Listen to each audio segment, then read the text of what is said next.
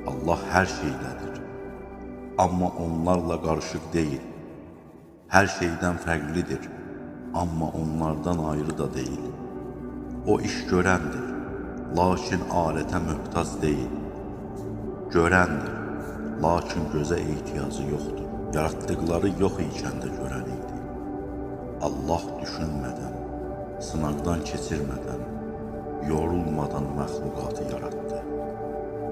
Hər şeyi yoxdan var etdi və hər varlığın təbiyyətini ona uyğun şəkildə müəyyənləşdirdi. Onları yaratmamışdan əvvəl də bilirdi. Sərhədlərini, başlanğıcını və sonunu əhatə edirdi. Sonsuz, ucsuz, bucaqsız səmaları yaratdı. Suları dalğalandırdı. Küləklərə əmr etdi. Səmaları ulduzlarla zinətləndirdi. Günəşi nur sasan çıraq, ayı isə qaranlıqda yol göstərən etdi. Səmaları mələklərlə doldurdu. Bəziləri səzdədədir, bəziləri rükuda, bəziləri isə daim təsbihdə.